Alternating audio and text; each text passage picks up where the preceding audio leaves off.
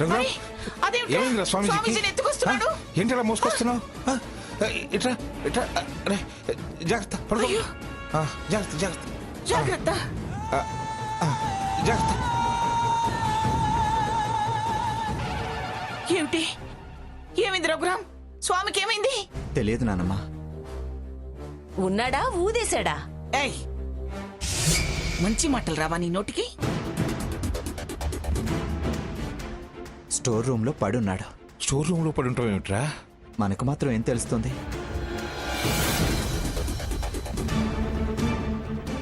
ఆయన స్పృహలోకి వస్తే గాని తెలియదు.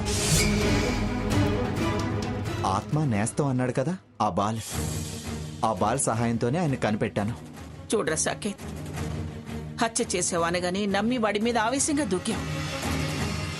నిజంగా హత్య చేసిన వాడైతే హంతకుల్ని కనిపెడతానన్న వాడిని వెతికి పట్టుకునేందుకు తీసుకొస్తాడ్రా? ఆలోచించు.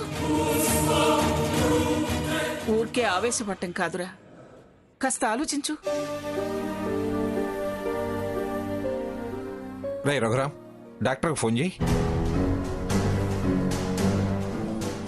అరే కళ్ళు తెరుస్తున్నాడు. స్వామీజీ స్వామీజీ, మెల్లగా మెల్లగా.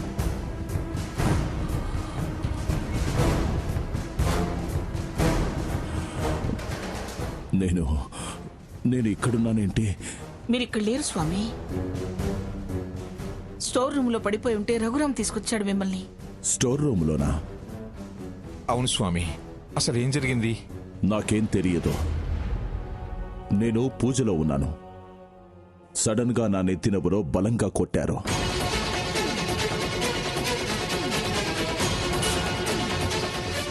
మెదడు మొద్దుబారిపోయింది.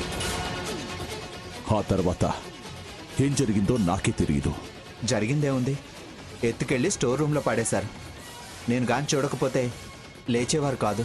స్వామీజీ, మీరు ఆత్మ నేస్తం అంటారుగా, దాని సాయంతో మిమ్మల్ని వెతికి పట్టుకుని తీసుకొచ్చాడు. సంతోషం బాబు. అసలు మిమ్మల్ని ఎవరు కొట్టినట్టు? తెలియదు. మర్డర్ కేసు డీల్ చేస్తున్నారు కదా, అది చేసిన వాళ్లే. వాళ్ళు బయటపడతామేమోనని మిమ్మల్ని పనిచేసి ఉంటారు. మరి వాళ్ళెవరన్నది ఎలా తెలుస్తుంది? తెలుస్తుంది, తెలుసుకోవచ్చు. వాళ్ళని మనం చూడకపోయినా స్వామీజీ రూమ్లోకి వెళ్ళినప్పుడు పాదాల అడుగులు వేలుముద్రలు పడతాయి కదా. ఫింగర్ ప్రింట్ స్పెషలిస్టులను పిలిపిస్తే వాళ్ళు ఖచ్చితంగా కనిపెడతారు. అర్జెంటుగా వాళ్ళని పిలిపించండి.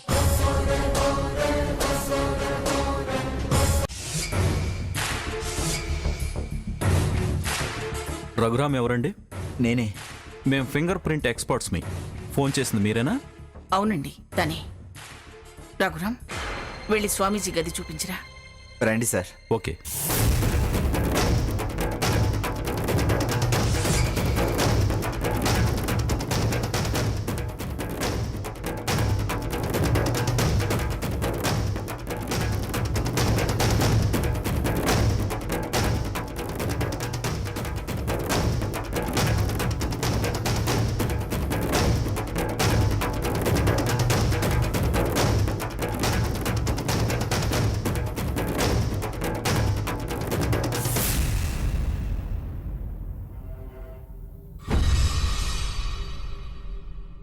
ఎటుపోయి ఎటు వస్తుందో. ఒక తప్పుకి 10 తప్పులు చేస్తున్నావు. మన కర్మ ఎలా కాలుతుందో. దొరికిపోం కదా. దొరికితే ఆ సాకే చేతులు చావు ఖాయం.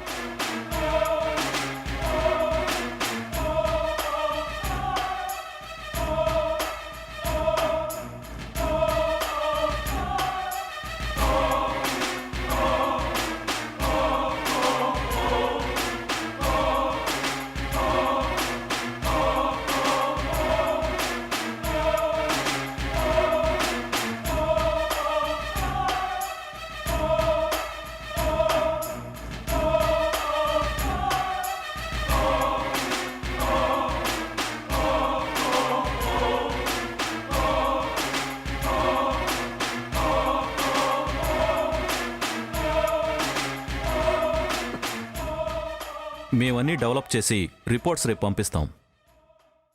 అలాగేనండి.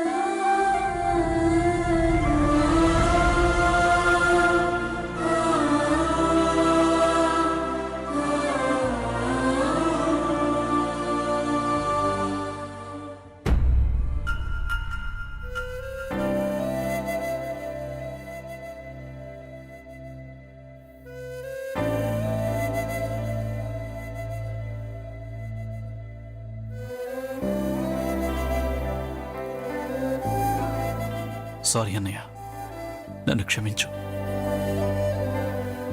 అనవసరంగా ఆవేశపడ్డాను.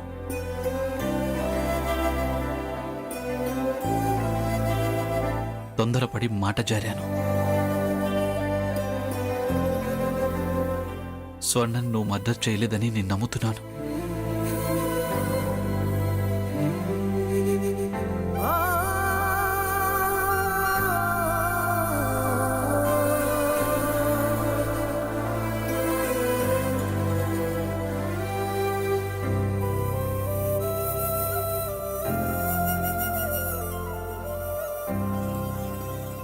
నాకు తెలుసురా, ఆవేశంలో పొరపాటు చేశావని.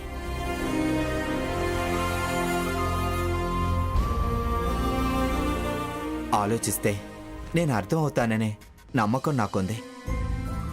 అవునన్నయ్య, స్వర్ణ హత్య చేయబడిందనే బాధలో నేనేం మాట్లాడుతున్నానో నాకే తెలియలేదన్నయ్య. సారీ అన్నయ్య, నిన్ను అనుమానించాను.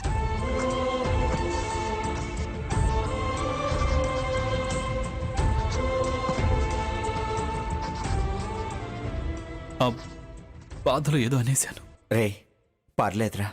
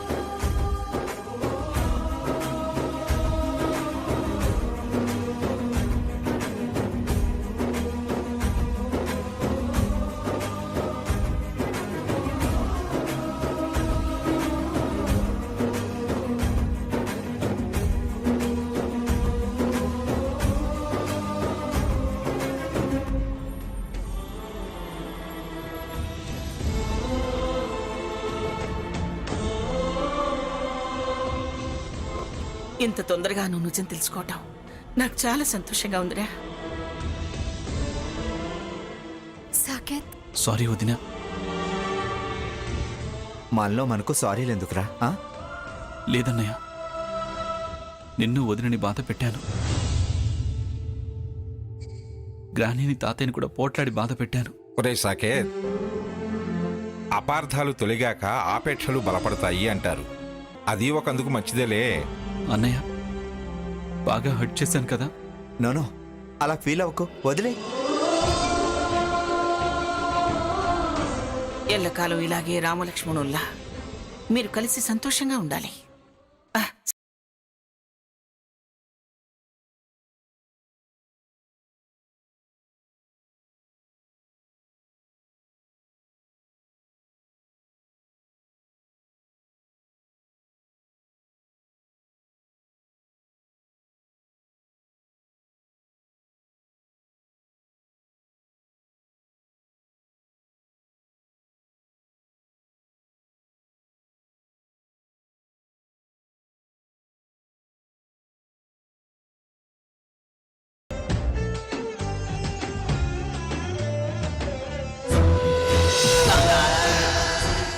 ఎప్పుడు సంతోషంగా ఉండాలిరా. మీ ఇద్దరి మధ్య ఎప్పుడూ గొడవలు రాకూడదు. అది నేను చూడలేను. పెట్టు.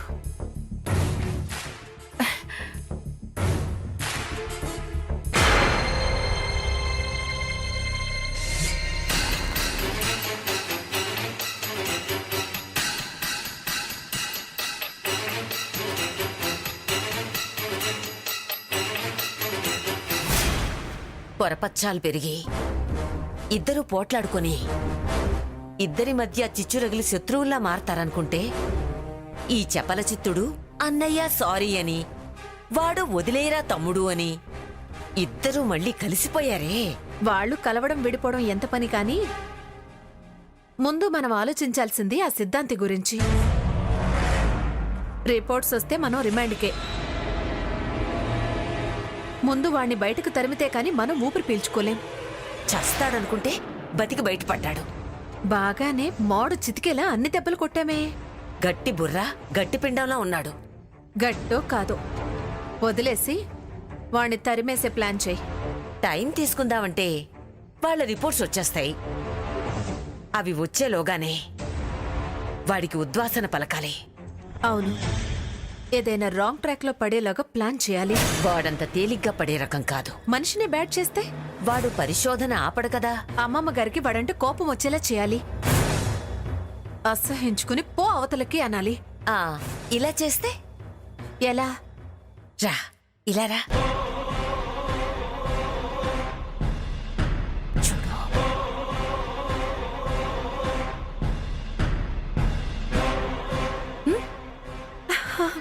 Good idea. ఆ ఖచ్చితంగా వాణ్ణి మెడబట్టి బయటికి గెంటుతుంది. పద ప్లాన్ మొదలు పెడదాం. ఉమ్.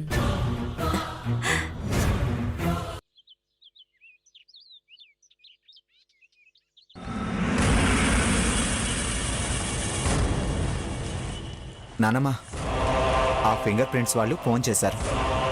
ఏం చెప్పారు? మరి కాసేపట్లో రిపోర్ట్స్ రెడీ అవుతాయట. అవ్వగానే తీసుకొస్తామన్నారు.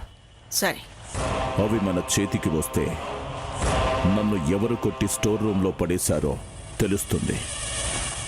దాని ద్వారా హంతకులెవరో మనం తెలుసుకోవచ్చు.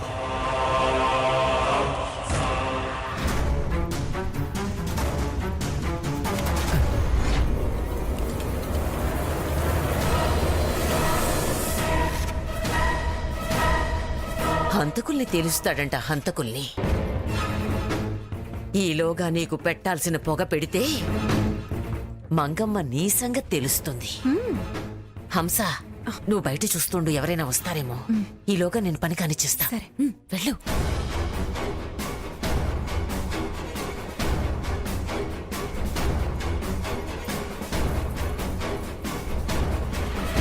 ఒకవేళ వాళ్ళు వచ్చినప్పుడు నేను పూజలో గాని ధ్యానంలో గాని కూర్చుంటే ఆ రిపోర్ట్స్ మీరు తీసుకోండమ్మా. జాగ్రత్త. అలాగే స్వామీజీ. జై చిత్రాణి, జై జై మహామాంత్రిక.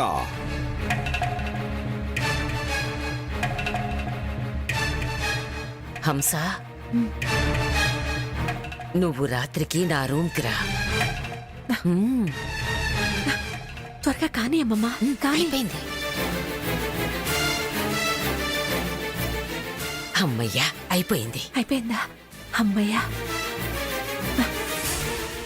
రిపోర్ట్స్ వస్తాయంట. రిపోర్ట్స్ తెగ ఉబలాట పడిపోతున్నారు అందరూ. పిచ్చి మానవుడికి మన పథకం గురించి తెలియదుగా. తెలియడం తెలియకపోవడం అటుంచు. మనం ఆ రిపోర్ట్స్ వాళ్ళు చూడకుండా చెయ్యాలి. ఎలా? చెప్తా చెప్తా. పద పద.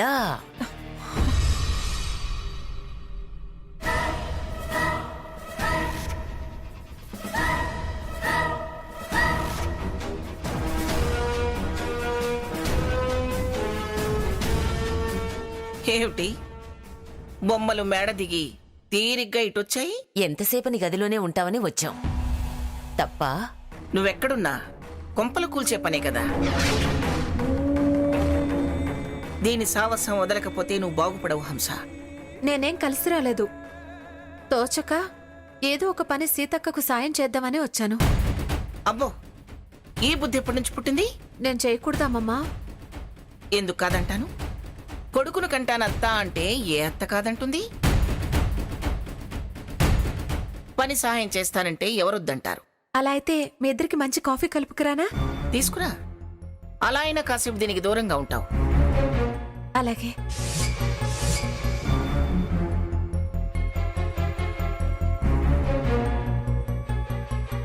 ఎందుకు మంగా నన్ను చూస్తేనే అలా ఫైర్ అయిపోతావు? నువ్వు ఉన్న చోట మంటలు వాటంతట అవే పుట్టుకొస్తాయి. నన్ను విసిగించకుండా కూర్చో.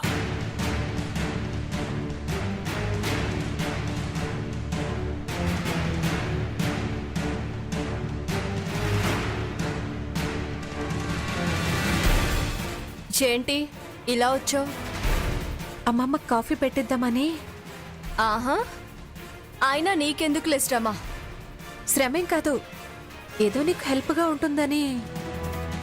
Good, keep it up. సరే, నాకు కూడా కాఫీ తీసుకురా. అలాగే.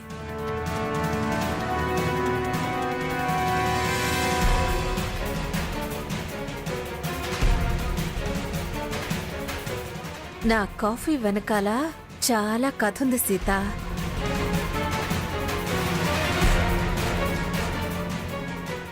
రిపోర్ట్స్ వచ్చాయి తాతయ్య గారు? ఇంకా రాలేదమ్మా, వాటి కోసమే వెయిట్ చేస్తున్నాం.